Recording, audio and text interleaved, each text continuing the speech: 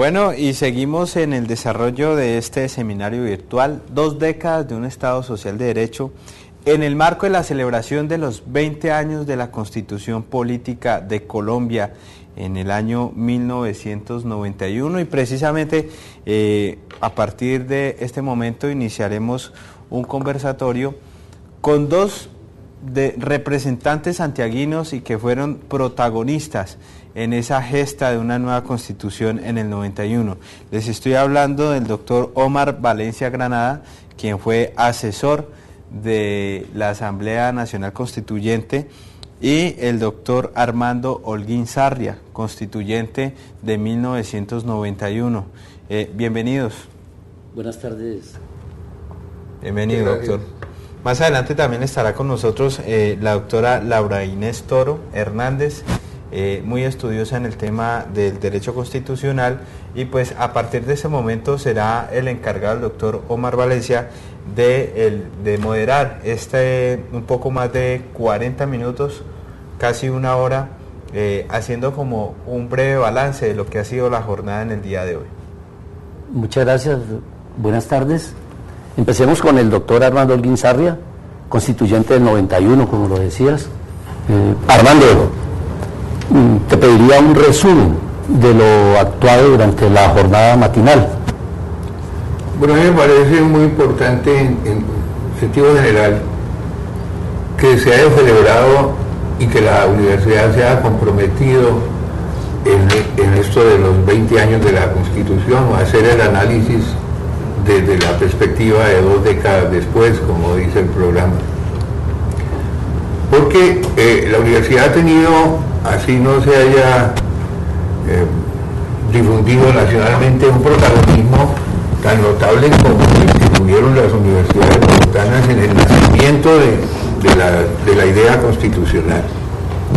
Aquí se empezaron a estudiarlas y a criticar la situación en que vive el país. Empezaron a idearse reformas que después se ampliaron en foros, en un grupo político que existía en ese tiempo, en el cual participó también Omar, y bueno, estaba muy pequeña todavía para participar, pero se crearon un núcleo que se llamó Escuelas para la Democracia, donde nosotros pretendíamos hacer de la universidad una escuela para la democracia con un acento en lo social, como pensaban en Atenas. Entonces, los grandes problemas se metieron aquí al estudio, porque la universidad no podía vivir aparte de la sociedad que la circunda y la sostiene. Doctora, ¿usted está Entonces, continuando con este diálogo que sostenemos a partir del foro 2 décadas de un Estado social de derecho, encontramos en el resumen del doctor Armando Holguín Sarria puntos muy importantes para destacar. La existencia, por ejemplo, de las escuelas para la democracia, el origen griego que tienen estas escuelas. Recordemos que la democracia griega, especialmente la ateniense, a partir de tener como fundamento un Estado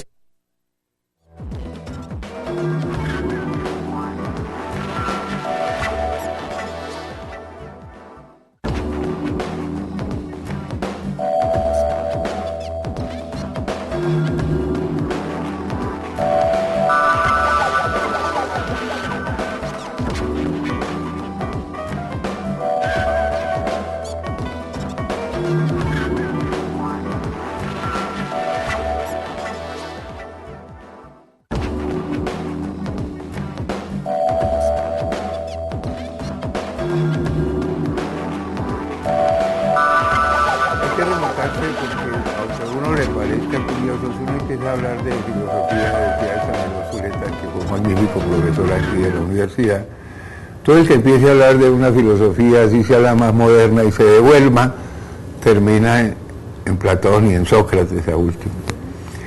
En la cosa política también, más participativa.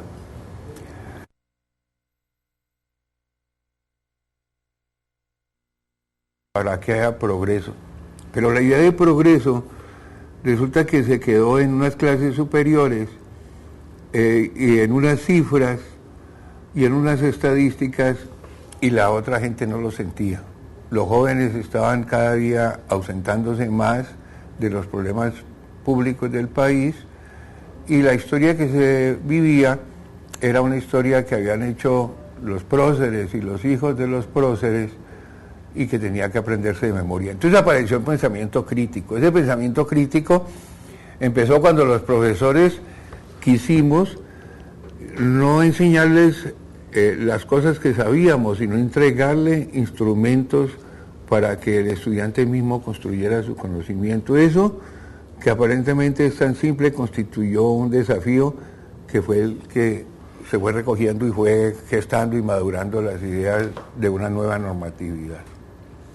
Entonces, tiene la palabra la doctora Laura Inés Toro Hernández para hacer el resumen de su ponencia presentada en horas de la mañana del día de hoy. Bueno, muchísimas gracias. Pues yo creo que las jornadas estuvieron llenas de muchos temas, me agradaron mucho. Básicamente lo que decía el profesor Armando me parece muy interesante, pero yo sigo y me reafirmo en la cuestión de la constitución política como un hecho simbólico simplemente, y que como los hechos reales que son tangibles y sociales están totalmente apartados de esa constitución, pensaría yo. Por otra parte, sí me agradó mucho encontrar los derechos de la mujer en la constitución política y no, básicamente sería eso. Bueno, teniendo en cuenta las diferencias de edad, perdón Armando, perdón Laura, existentes, la pregunta es, por favor, encuadrarla en el momento histórico que a cada cual nos corresponde. Armando, ¿valió la pena la Constitución? Laura, ¿valió la pena la Constitución? Laura. Para mí valió la pena. Yo entraría en la discusión de si es eficaz o no es eficaz por ejemplo, cuando tú hablabas de la acción de tutela o de los derechos de petición, si están siendo eficaces o no, pero yo pienso que sí valió la pena. A comparación de la Constitución del 86, de 1886, sí. Armando. Pues hombre, yo terminé en una intervención con una cita que ya tenía 200 años, y era de don Simón Rodríguez, preceptor de Bolívar, cuando dijo que anunciaba el momento en que nacía la patria, la incorporación del pueblo a la reforma de la sociedad, el verdadero objetivo de la independencia. Decía que hoy se piensa como nunca se había pensado, se oyen cosas como nunca se habían oído, se escriben como nunca se habían escrito, y se va formando opinión en favor de una reforma a la sociedad como nunca se había intentado. Los mayores recordamos que lo de la Constitución era una cosa mítica, lejana, de golpe no existía en las manos de nadie. El doctor Carlos Gaviria cuenta una anécdota que una vez necesitaba hacer una discusión y fue a buscar entre sus alumnos que eran jueces quién tenía una Constitución para hacer una cita precisa, y ninguno la tenía. Se fue de los magistrados de la corte que eran profesores de derecho y le dijeron, yo sí la tengo, pero la tengo en la casa. Hoy en día la gente anda con la Constitución, tiene la Constitución, los niños reclaman cuando los regañan que voy a meterle una tutela, y las mujeres con todos los derechos de predominio que han tenido y que han podido tener en los últimos tiempos, esos derechos se les consagraron en un carácter igualitario. Tal vez uno de los defectos de la Constitución es que no hubiera habido mayor participación femenina. Estuvo María Mercedes Carranza, Elena Hernández Montoya, María Teresa Garcés, Aída Bella, notables. Se distinguieron mucho, pero se le dio un tratamiento igualitario a las mujeres y preferente como el que se le da a los niños, pero es que las constituciones, como dice Laura, tienen un sentido casi simbólico. Las constituciones no resuelven los problemas prácticos, inmediatos y puntuales, sino que dan unas normas que después hay que hacerlas cumplir con las normas, con la ley, con la administración, con la política. Y la falta de partidos políticos, de verdadera formación, de verdadera participación, hace que de golpe desaparezcan. Todos los hombres nacen libres, sí, pero hay una cantidad de tipos que están presos, que están mal detenidos, que están perseguidos, que están secuestrados. En cuanto a la amplitud con que se ha tratado las mujeres, pues vemos que ahora prácticamente las mujeres están mandando, pues hay 2 ministras, pero está la contralora, está la fiscal, están las magistradas de la Corte. Es decir, ha habido un ascenso, está la alcaldesa de Bogotá, y ha habido un movimiento como de apertura que está basado en unas normas constitucionales que establecen la igualdad de todos los colombianos de acceder al gobierno y a los beneficios de la ley. Todo cambio revolucionario o todo cambio radical, como las revoluciones en América frente al poder español, o la revolución francesa, o la revolución rusa, o la revolución cubana, implica el desatar fuerzas sociales que estaban ocultas o que no participaban dentro de los procesos de manifestación de ese cuerpo social.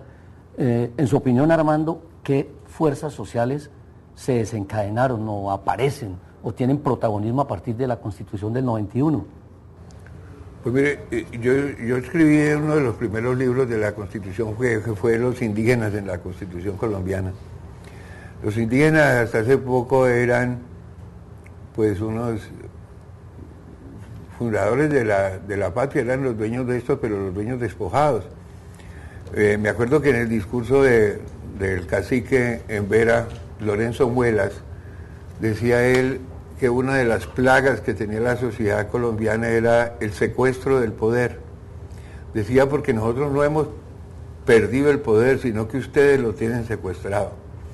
Ese punto de vista de liberación ha hecho que aparezca un poder indígena, que aparezca un poder local, pero desgraciadamente, como hacía falta la formación, estos son procesos que se van manejando, entonces uno se encuentra que los más ricos y los más blancos y los más europadescendientes están representando a las comunidades indígenas.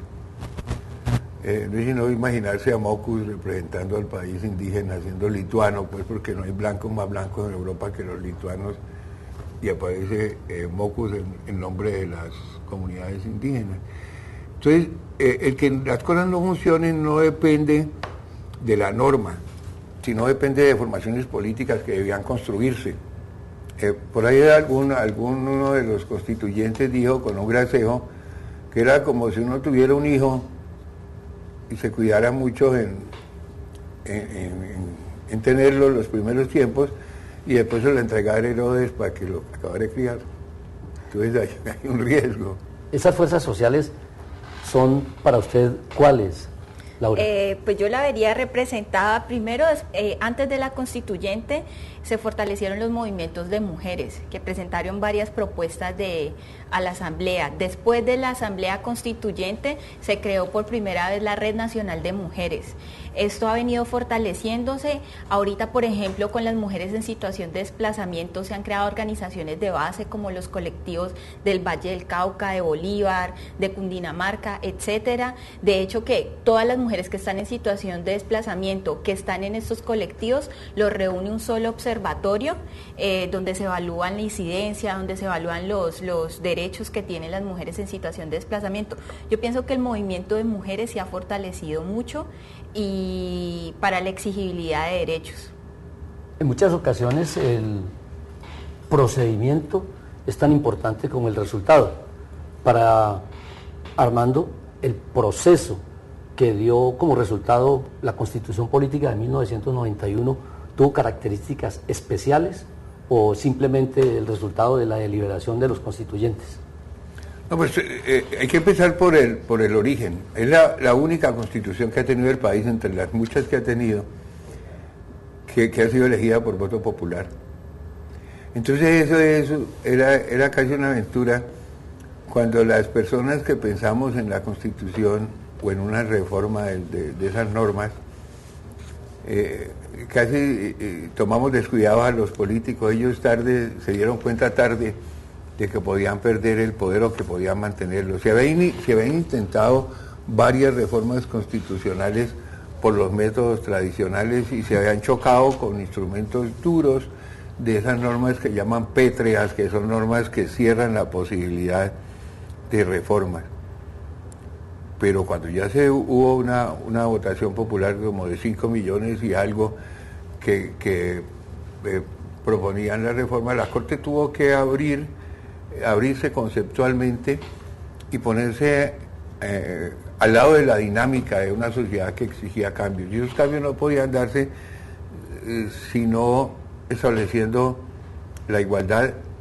Y la igualdad significaba que los partidos liberal y conservador, que han manejado todos los privilegios del país, tenían que abrir las puertas para que surgieran nuevos grupos, nuevas organizaciones, nuevas formas distintas a los partidos tradicionales, y ahí es cuando nacen las organizaciones de mujeres, las organizaciones indígenas, las organizaciones de desplazados, las organizaciones estudiantiles, inclusive los deportistas que reclaman espacios para el ejercicio de su disciplina. Una de las reivindicaciones más importantes de la Asamblea Nacional Constituyente y de la Constitución de 1991 es, sin lugar a dudas, la de los derechos humanos. En su opinión, Laura, ¿los derechos humanos han tenido el desarrollo que requieren en la vida práctica, en la cotidianidad de los colombianos? Y en el caso específico de las mujeres, ¿cómo cree usted que se ha comportado?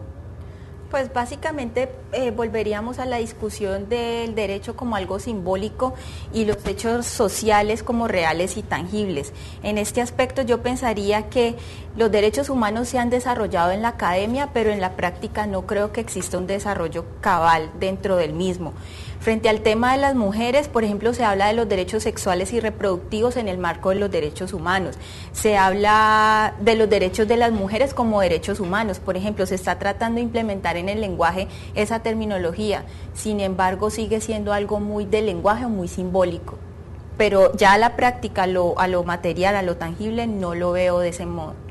Para desarrollar en concreto y en un sentido histórico, pues que lo podamos disfrutar algún día, los derechos humanos, ¿qué proponen ustedes? ¿Cuáles serían los mecanismos para hacer de los derechos humanos un tangible dentro de la sociedad actual?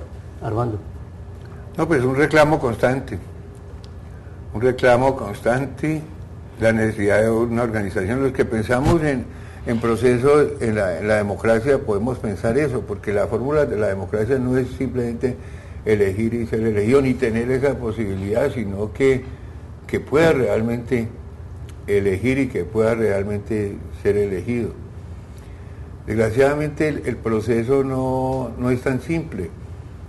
El proceso requiere una maduración para que tengamos el concepto de región, para que tengamos el concepto del medio ambiente, para que sepamos que hay que cuidar el río, para que sepamos que hay que reclamar la tierra, para que sepamos que hay que atender al débil o al menesteroso, no con un criterio de caridad, sino con el criterio de que es un ser humano, porque lo que hizo la Constitución es que la otra Constitución anterior tenía como centro el poder, y esta Constitución tiene como centro a la persona humana, entre las cuales están pues reinando las mujeres. Laura, ¿cuál es su propuesta? Pues aquí con lo que dice el maestro, que no es solamente la Constitución, sino la administración, el gobierno, para hacer eficaces esos derechos, pues no lo había visto de ese modo, pero tiene toda la razón. Yo pensaría que también las mujeres, los hombres, los niños y las niñas y los adultos mayores tienen que empoderarse de sus derechos, conocerlos, porque efectivamente hoy cumplimos 20 años de la Constitución Política, se cumplen ya 20 años, pero creo que todavía sigue existiendo un desconocimiento de los derechos fundamentales que tiene la Constitución Política, de los mecanismos constitucionales que podemos ejercer todos los ciudadanos ciudadanos y ciudadanas. Entonces básicamente sería eso, un empoderamiento de los derechos. Una vez conociendo nuestros derechos podemos exigirlos como tal. Entonces pensaría básicamente eso. El ámbito en el cual desempeñamos esencialmente nuestra labor es la academia. Ya desde el punto específico de la academia, ¿cuál sería la parte que le corresponde a la academia en el desarrollo de estos procesos constitucionales? Pues en el desarrollo de estos procesos constitucionales yo creo que el papel de la academia, primero pienso que la academia está muy apartada de la sociedad o de la ciudad como tal. Siento que la academia se ha apartado mucho de los problemas sociales reales y tangibles que se presentan por fuera de las instalaciones de la academia. Pensaría que desde la academia hay que fomentar y fortalecer a los estudiantes en los problemas reales, que ayuden a la sociedad, en empoderar a los estudiantes pues con los mecanismos constitucionales y legales que puedan existir. Armando.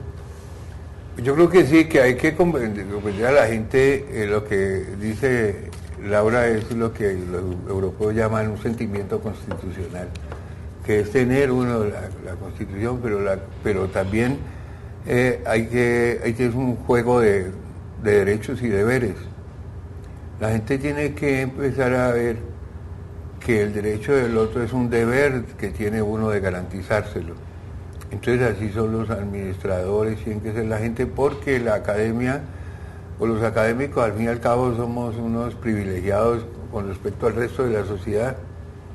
Un estudiante universitario es un privilegiado con respecto a la sociedad que lo circunda.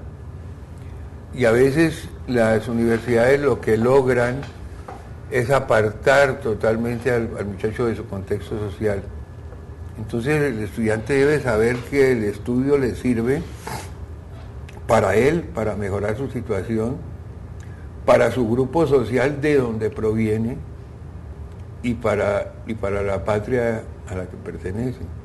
Entonces lo que pasa es que a veces están dando becas o beneficios y todo para sacar a alguna persona de un extracto social que le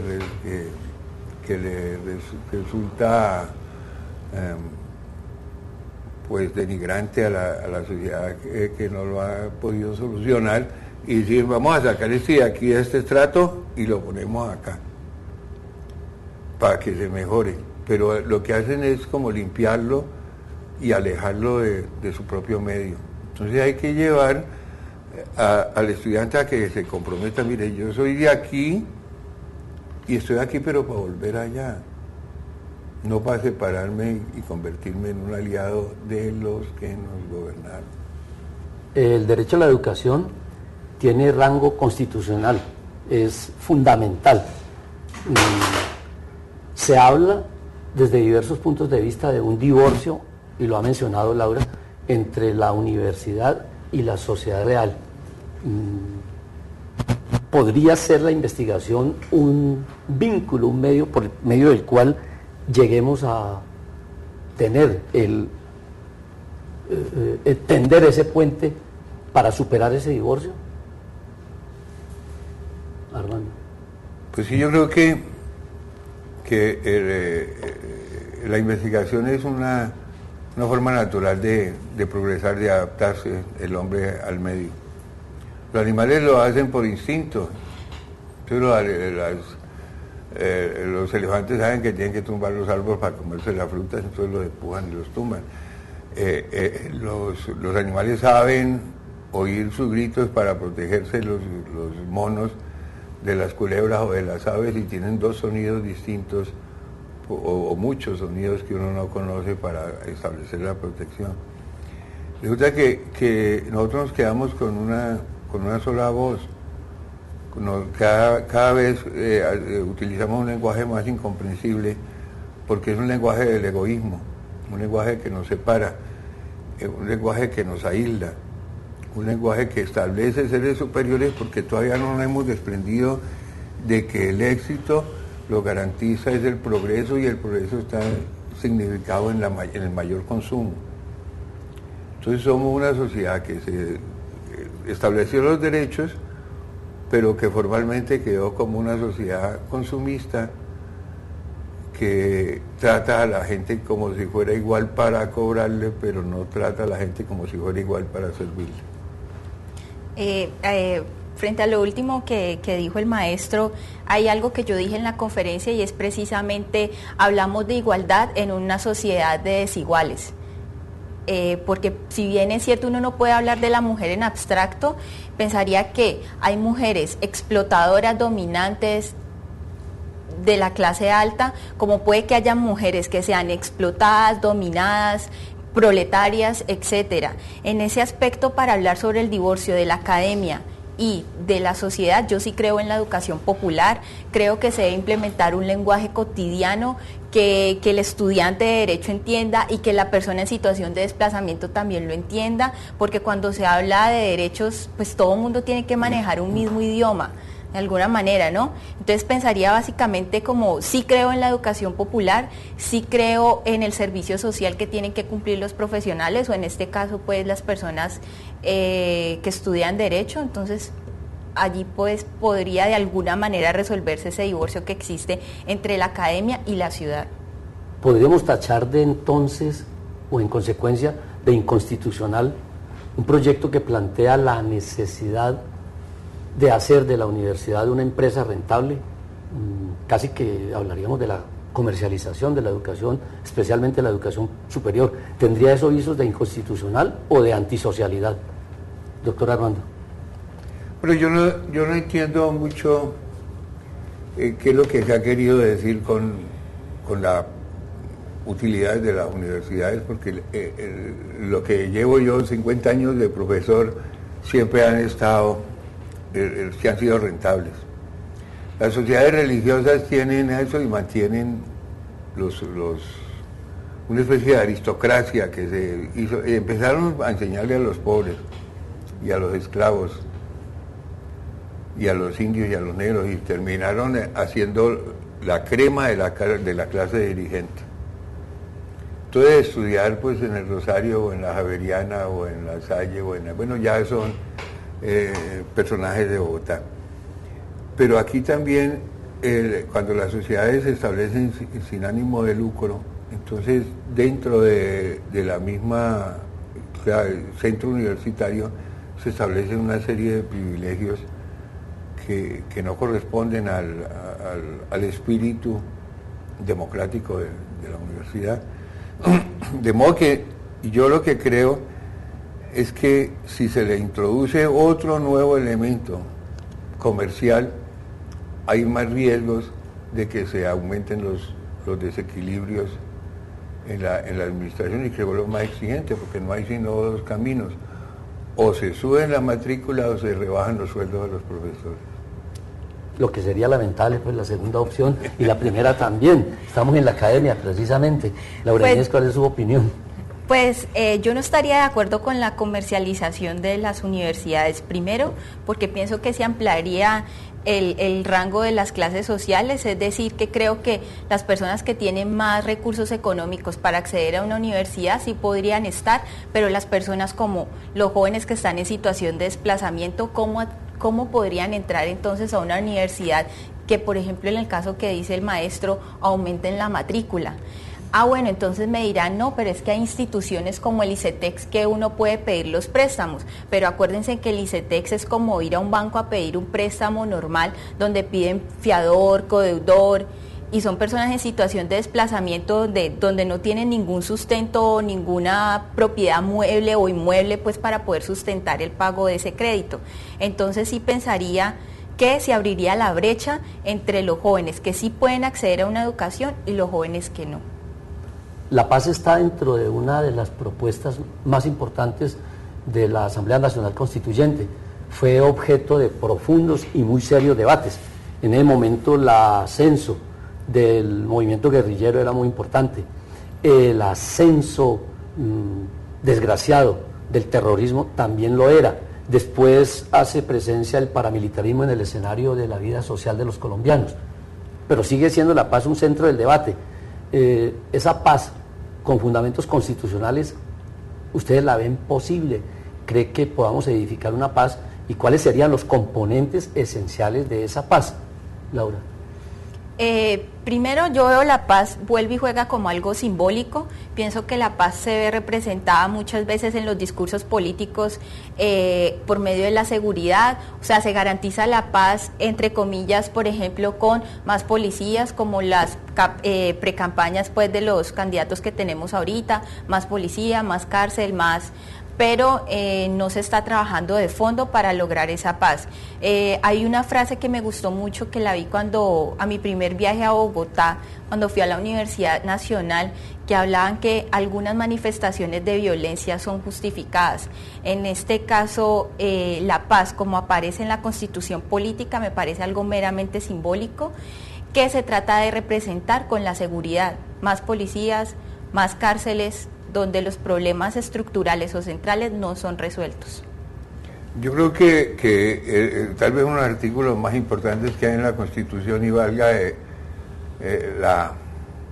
señalamiento de eso, para hacerle un homenaje a uno de los hombres más extraordinarios que he conocido, más sensible, el doctor Diego Uribe Vargas. Él presentó ese artículo que dice: la paz es un derecho y un deber de los ciudadanos de obligatorio cumplimiento.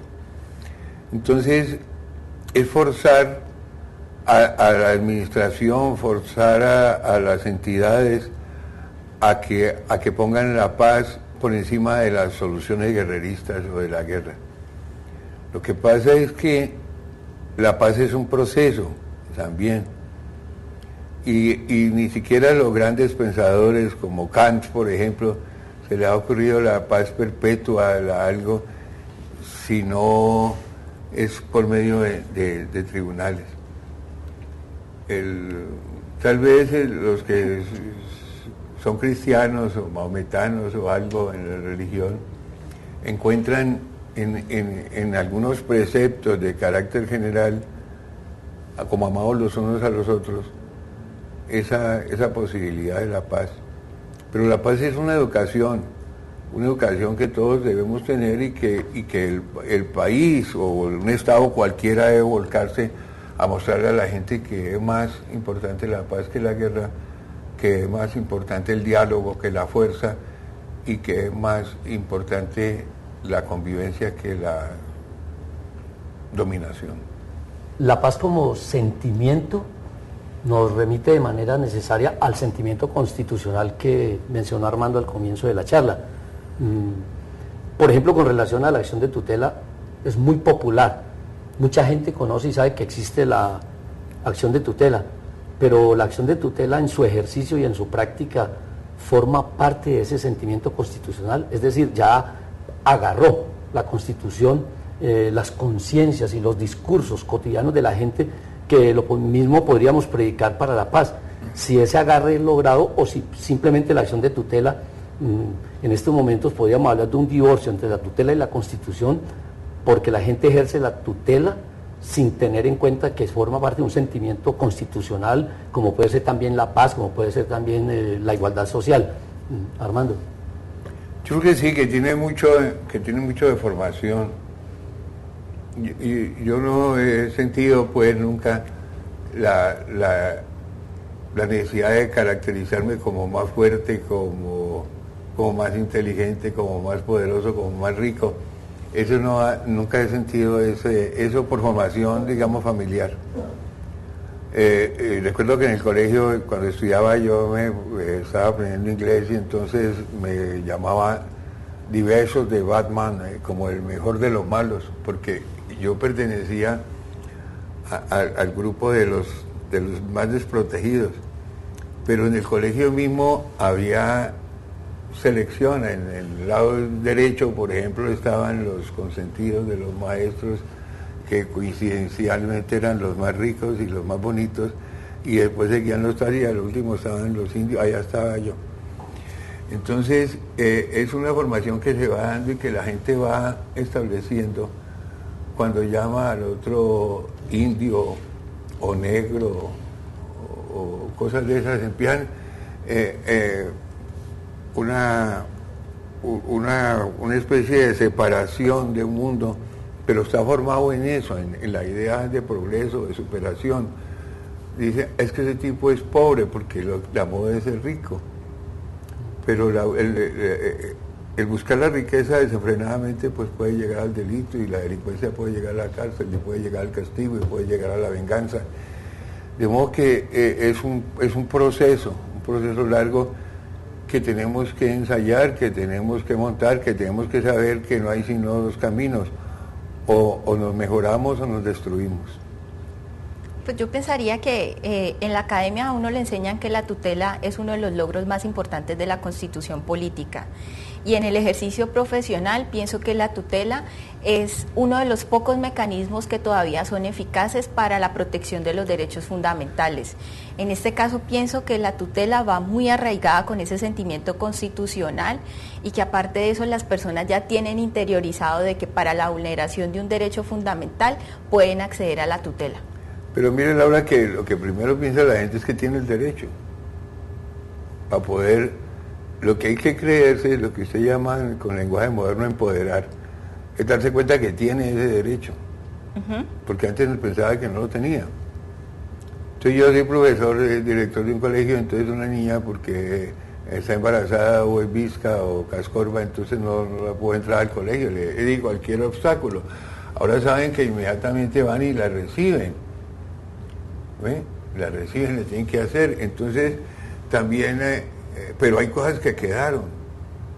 Por ejemplo, el que tiene una deuda porque no pudo pagar un arriendo de una casa, no puede valerse de los beneficios que hace un banco, los bancos, ni el ICETEX para prestarle plata para pagar la matrícula en la universidad, porque está en la lista de los del datacrédito, del datacrédito.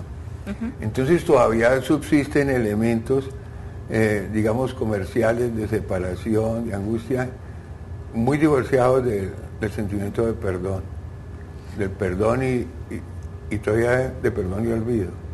Hay un sentimiento constitucional que emana del sentido de igualdad.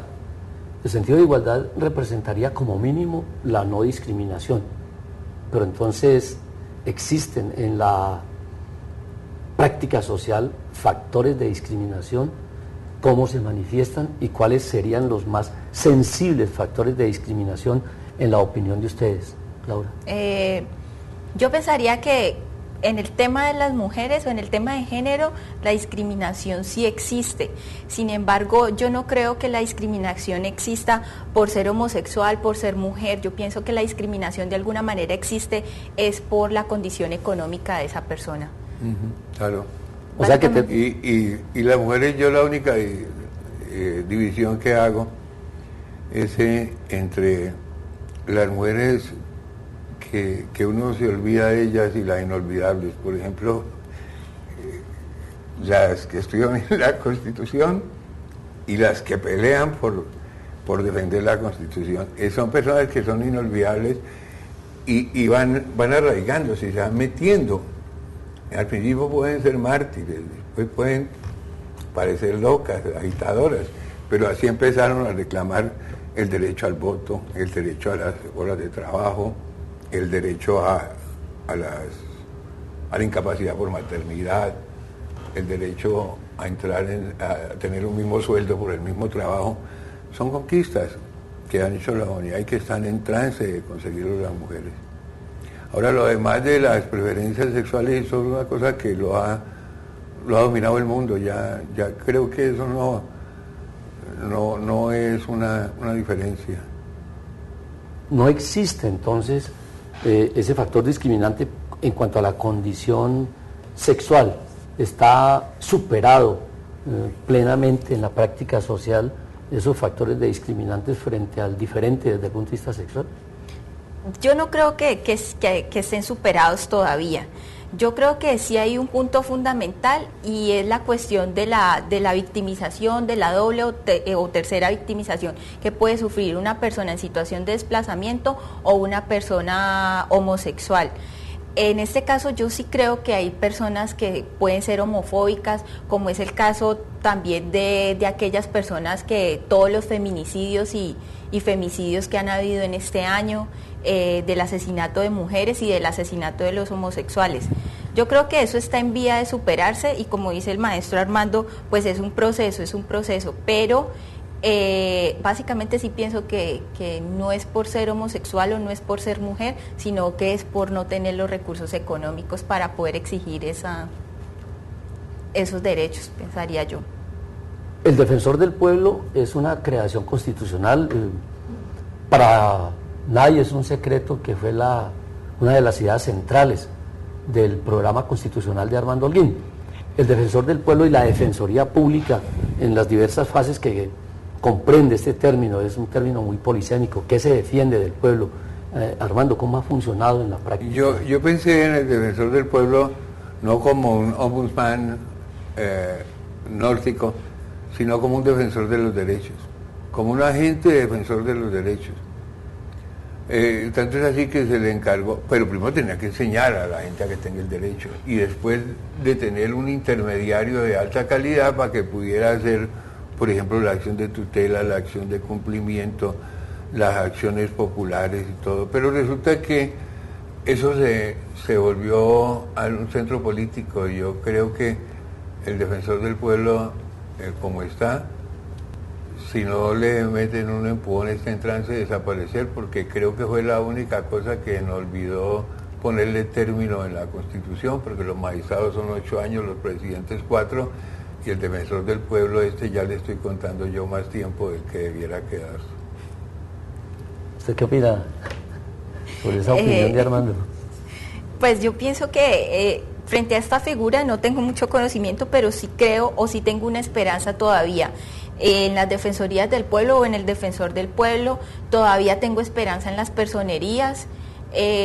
Creo que hay algunas personerías que trabajan y los defensores del pueblo que trabajan en pro de la exigibilidad de derechos de las personas. O sea que todavía yo tengo buenos momentos con una propuesta que puse yo pretendía en la Constitución era que los personeros, que no son personeros de nada porque ya el personero del municipio es el alcalde, pues el que lo representa, entonces fueran defensores de los derechos humanos vinculados funcionalmente con el defensor del pueblo. Bueno, la Defensoría Pública, la acción de tutela, la existencia de las fundaciones dedicadas a la defensa de derechos humanos, que todas tienen, por supuesto, rango constitucional, podrían suplantar en cierta medida la acción consciente de las comunidades organizadas y convertirían a todas esas instancias en unos intermediarios o en unos interlocutores entre la acción directa de la sociedad y las instancias estatales o privadas que les corresponde ejercer el poder. Armando. Es que creo que uno no puede desprenderse de sus poderes. Como uno no es capaz de defenderse, entonces buscar al policía. Como uno no es capaz de manejarse bien, buscar al cura. Como uno no, hay que aprender a defenderse, a manejarse bien sin cura, a defenderse sin policía y a repartir lo que tiene sin necesidad de ser un millonario, sino pues participar a la gente de lo que uno tiene, así sea pues de la inteligencia, del conocimiento o de las normas sociales. ¿Esta intermediación es válida o puede conducir a deformaciones de la democracia constitucional? Yo pienso que pueden conducir a deformaciones de la Constitución. Pensaría básicamente que lo que están haciendo las organizaciones, las fundaciones, las ONGs, es cumplir papeles que el Estado no ha podido cumplir. Sin embargo, en este caso sí pensaría, como hecho real y como hecho tangible, es que el Estado no lo está haciendo y los únicos que lo están haciendo son las fundaciones. Entonces, sí, de alguna manera, ¿cuál sería el papel social de las fundaciones? Pues sería por medio de la educación popular, la exigencia de derechos para la formación de organizaciones de base con el pueblo. A continuación, una reflexión final, y les pido que sea desde el punto de vista constitucional. Armando, desde el punto de vista constitucional, ¿cuál es su reflexión final? Pues que William Ospina, vinculado a la Santiago, trajo un verso de Hölderlin que lo quería parafrasear porque la gente se le ocurre, pues hagamos otra constitución. Y lo que trae William es un verso bellísimo que dice: es demasiado tarde para el hombre, pero demasiado temprano para Dios. Entonces, muy bien traído a cuento, ¿no? Además, William Ospina, queremos recordarlo, estudiante de la Universidad Santiago de Cali, de donde se retiró para dedicarse definitivamente a la literatura, pero sí recibió con mucho gusto el doctor honoris causa que la universidad le ofreció. ¿Cuál es su reflexión final, Laura? Ya sea la Constitución simbólica o no, pensaría que nos tenemos que agarrar fuertemente de ella, pensaría que no podemos dejar que la acción de tutela desaparezca y empoderarnos de todos los derechos que están en la Constitución política. Para ustedes muchas gracias, y la presencia de ustedes fue muy importante en este foro 2 décadas de un Estado social de derecho.